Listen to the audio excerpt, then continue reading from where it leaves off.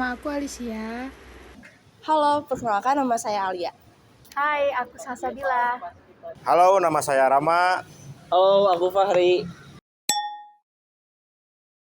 Menurut saya HAM itu adalah kepanjangannya dari hak asasi manusia, yang mana hak asasi manusia itu yang otomatis melekat pada diri manusia, bahkan sejak pada lahir, dan bisa disebutkan itu tidak bisa hilang gitu dari manusia itu sendiri.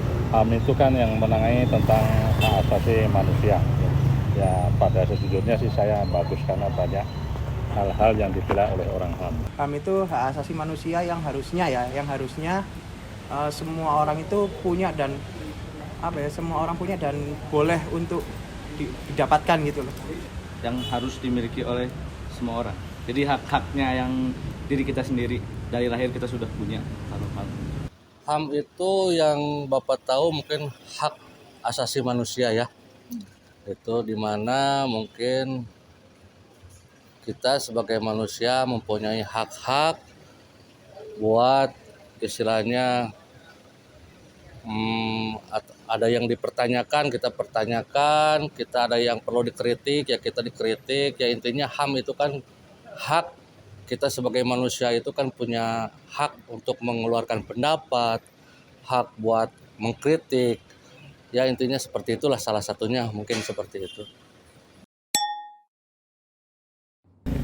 Untuk saat ini kalau di wilayah kami yang sebagai prajurit bawah itu sebenarnya kalau mengenai sampai yang pertanyakan mengenai hak sebagai HAM-nya hak asasi manusia itu sudah ada sebenarnya. Tapi pada dasarnya di lapangan banyak yang tidak paham apa sebenarnya haknya apa saja yang harus kita dapatkan. Untuk jawaban sekarang, menurut saya sih di Indonesia sendiri saya belum bisa merasakan. Yang pertama, dengan adanya aturan-aturan baru seperti contohnya adanya pelarangan untuk berpendapat, kebebasan di media sosial dan lain-lain begitu. Menurut saya belum sih. Karena kalau dilihat-lihat kayak BBM subsidi, katanya subsidi tapi kan dimahalin ya kan, terus dipersulit. BPJS yang sebagai hak kita juga dipersulit juga. Terus apa ya? Ya kebanyakan hak-haknya juga lebih dipersulit sih kalau di Indonesia mah. Kalau secara pribadi, kalau Bapak mah pertama intinya Bapak alhamdulillah Bapak dapat pekerjaan ya.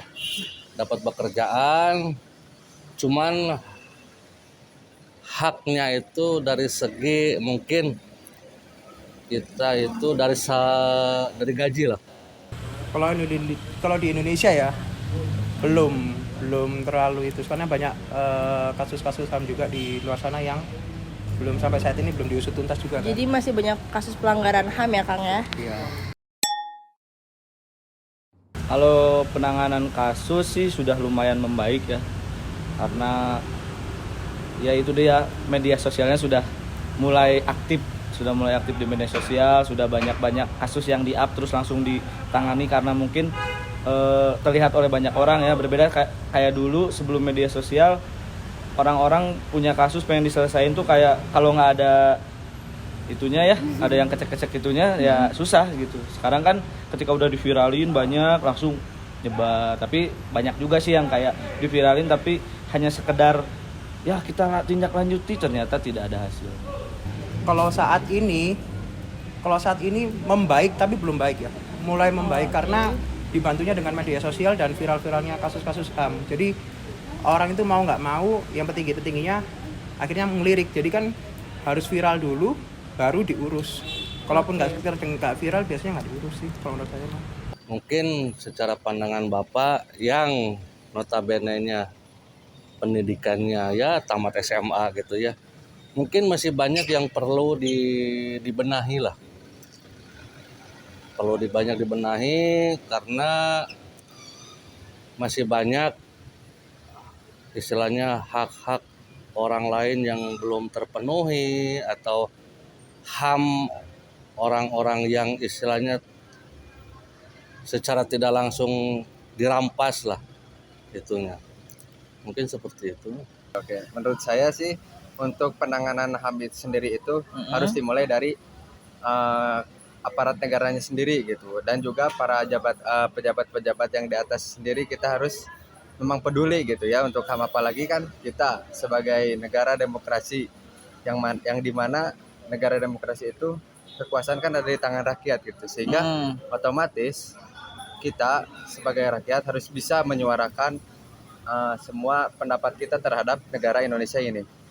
Nah, kalau menurut saya masih kurang, khususnya kami dari prajurit TNI, utamanya yang selama ini kasus di tempat tugas, kasusnya di Aceh atau di Papua. Banyak prajurit TNI yang mati, tapi dari pihak Komnas HAM jarang yang melihat dari situ. Tapi kalau seandainya prajurit TNI yang perang lawan OPM, entah waktu dulu zamannya Agam, pasti militer akan kena HAM. Jadi kadang-kadang kita berpikir sebenarnya HAM itu milik siapa? Apakah TNI tidak punya HAM atau HAM itu hanya untuk milik orang sipil? Ini nyata, ini fakta ya. Aturan yang dilanggar itu HAM itu ya contohnya kalau saya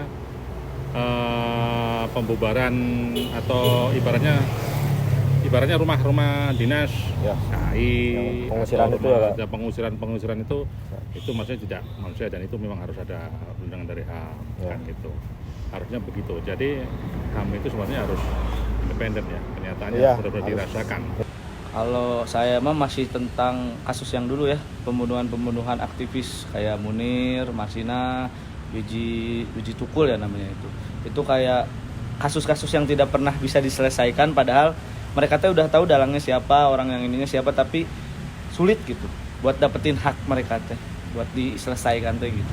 Oke, mungkin kalau yang saya sekilas balik ya, yang paling berat itu yang saya ketahui itu yang pertama G30 SPKI itu yang dimana korbannya para jenderal juga, yang kemudian HAM yang cukup berat juga yang pertama itu Munir, kasus Munir yang mana sampai sekarang kan itu belum diusut sampai itu. Seharusnya aparat dan lembaga-lembaga kenegaraan kan harusnya sudah selesai itu, tetapi ada apa tuh sampai sekarang belum beres tuh. Nah begitu. Gini ya, kalau pelanggaran HAM yang sekarang ya, yang baru-baru ini mungkin tentang yang di Malang tentang Stadion Kanjuruhan itu kan banyak yang meninggal, tapi polisi awalnya tidak mau untuk meminta maaf dan jujur, tapi ya setelah viral akhirnya dia meminta maaf dan kayak bertukuk sujud gitu kan. Nah di situ sih. Kalau masalah itu sih nah komennya ya. Oke, mungkin saran dari saya, kita sebagai masyarakat juga gitu ya. Yang pertama harus menanamkan kepedulian juga terhadap antar manusia juga, yang mana kita kan harus menghargai hak-hak orang lain juga.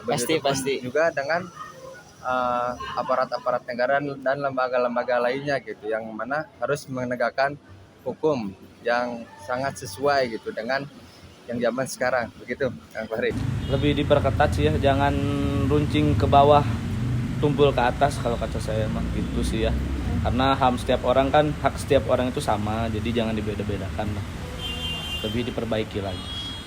Kalau bisa sih untuk HAM, untuk hak asasi manusia di Indonesia lebih transparan dan lebih terbuka, serta adanya sosialisasi HAM-nya manusia itu di Indonesia itu apa aja sosialisasinya. Jadi dibuat sebuah platform atau sebuah sarana informasi, jadi orang tahu hanya itu ini. Jadi kalau dilanggar, dia melanggar HAM dan dia dapat konsekuensi sesuai yang dilanggar itu. Ya, karena banyak di Indonesia ya, terutama di Indonesia itu untuk jangankan hak asasi manusia, haknya dia sendiri aja kadang-kadang dia nggak tahu gitu.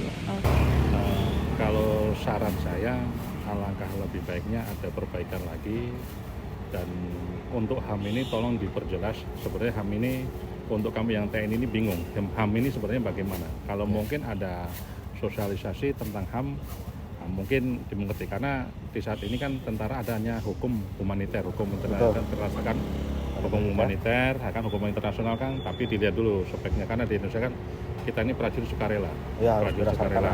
Kita karena kita ini militer itu bukan pelayanan, kecuali rumah sakit, polisi itu pelayanan. Kalau kami ini adalah pengabdian, tapi tolong dipikirkan itu juga, terutama pembelaan.